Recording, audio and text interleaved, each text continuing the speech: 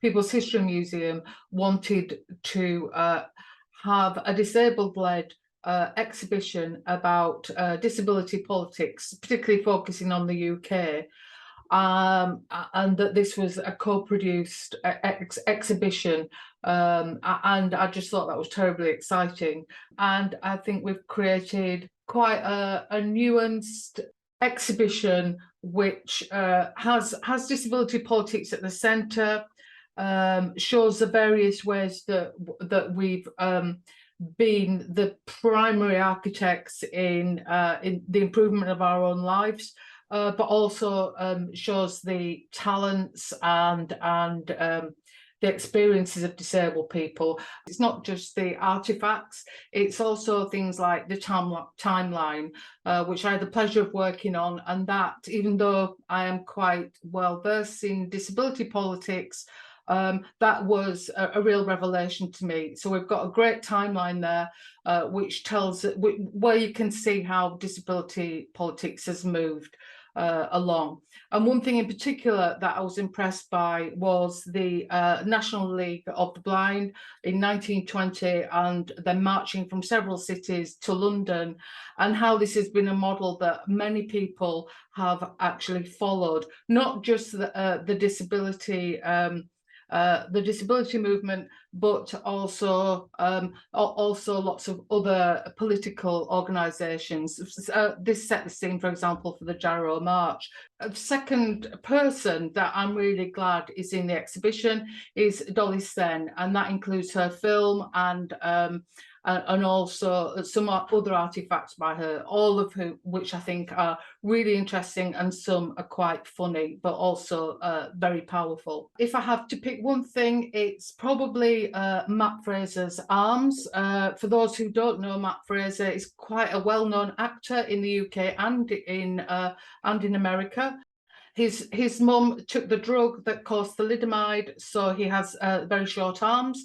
And what he did was offer us his prosthetic arms at when we first started the exhibition, and we all grasped the chance for this. One of the reasons why I think these arms are important is because he is an actor who often performs live and such like. He uses his arms to show that he personally doesn't need them to raise his self-esteem, but he also kind of shows that social push to fix us rather than accept who we are.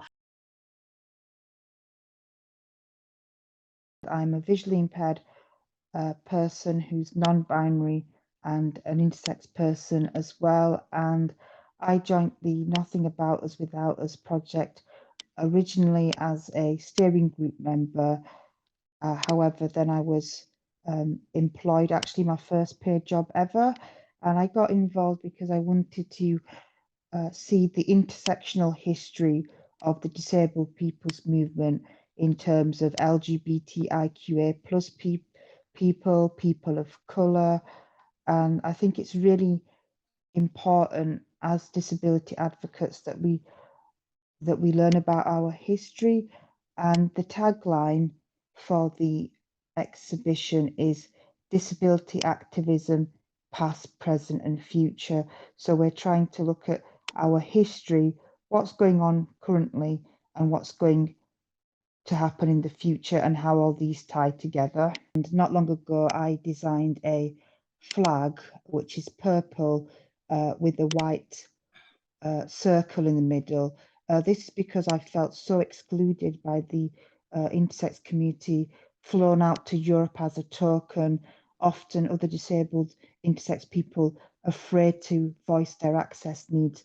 So I created this flag to kind of try and bring disabled intersex people together. So that's going to be featured in the exhibition. The second one is a beautiful banner which was used by the National League of the Blind, and it's a really important one because I remember going with my colleague to go and see it and fill out the forms to have it brought over to the People's History Museum, and that's where I learned about these little bugs that can get into fabrics.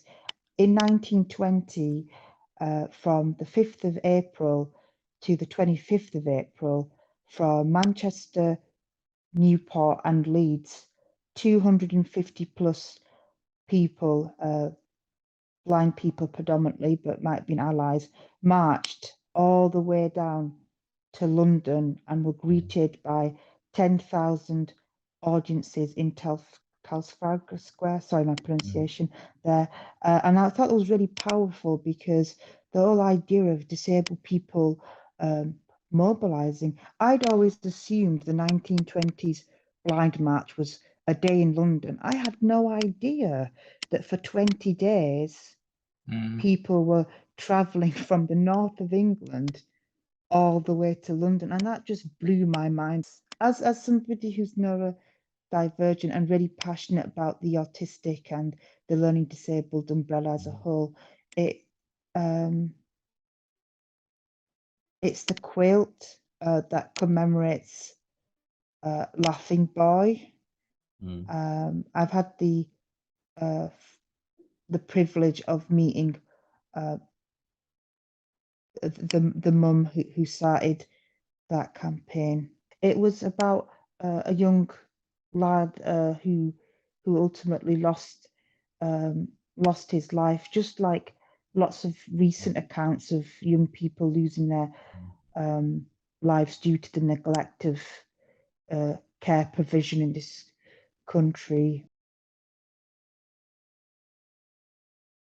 I'm a disability rights activist, have been for all my adult life, really, and I saw this opportunity, and to be honest, a friend of mine who was involved at an earlier stage said, you should do this, and she really encouraged me to apply because and I looked at what was going on. I hadn't really understood what it was all about, but when I looked at what was going on, I thought this is a fantastic opportunity to tell our story, and that's what I'm about. I'm a storyteller, and I want to tell our story of the disability rights movement. Well, my first object is a leaflet about the Independence Festival 2001, and I chose that because being a bit big-headed here, but I was the coordinator of that festival. And again, I wanted to be coordinator of that festival because I went to the first Independence Festival in 1997 in Manchester, and I remember vividly going on to St Anne's Square where they were having an outdoor event, and there were loads and loads of disabled people here, and I just got that feeling of, phew, these are my people. And what I loved about the Independence Festival was that it was totally disabled people, so disabled people, deaf people, people with learning difficulties, survivors of the mental health system. We all came together and we were working as one, and it was absolutely fantastic. The other thing that I chose is the Charter of Deaf Rights, because I am a deaf person. I was dumped in a mainstream school, and that's one of the reasons why I'm an activist, because I had such a miserable time in education, discriminated against. And when I left education, I said, I don't know what life's going to be like, but it's going to be different from this. And that's when I first identified as a disabled person. If somebody had shown me a Charter of Deaf Rights when I was at school, my life would have taken a different course. And I absolutely think that kind of that this is a right, and that's my that's been since I discovered the disability rights movement and the phrase "rights, not charity," that has governed my life. It's changed my life as well. I worked for an organisation called Invalid ? It later changed its name to Valid in the 1990s. And we were fed up with people parking in blue badge parking spaces without a badge. So we got together as a group to do something about this, and we designed some stickers that you could stick on the car windscreen. Now, it's got special glue on them. If you got back within 5 minutes, you could peel them off quite easily. But if you were there half an hour or whatever, more than half an hour, they stuck fast.